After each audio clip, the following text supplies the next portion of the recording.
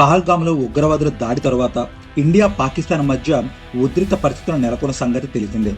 సరిగ్గా ఇదే సమయంలో ఉగ్రదాడికి ప్రతీకారం తీర్చుకుంది భారత్.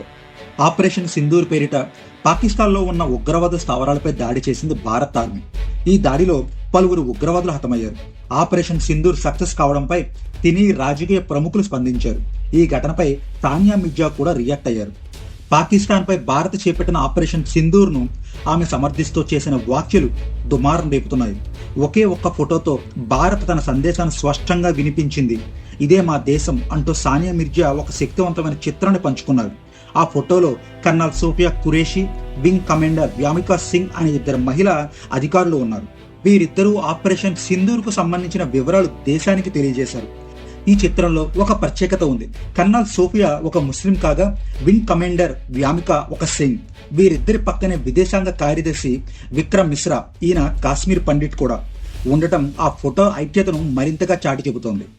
పహల్గాములో ఉగ్రవాదులు మత ప్రాతిపదికన ప్రజలను లక్ష్యంగా చేసుకున్న నేపథ్యంలో ఈ ముగ్గురు వేరువేరు మతాలకు చెందిన ఉన్నతాధికారులు కలిసి నిలబడటం దేశ ఐక్యతకు ప్రతీకగా నిలుస్తోంది.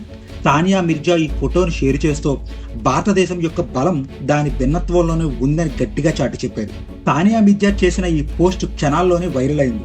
నెటిజన్లు ఆమె దేశభక్తిని, ధైర్యాన్ని కొనియాడుతున్నారు. ఇదే నిజమైన భారతదేశం, సానియా గారు గర్వంగా ఉంది, మతాల మధ్య చిచ్చు పెట్టే వారికి ఇది గట్టి సమాధానం అంటూ కామెంట్లు వెల్లువెత్తుతున్నాయి.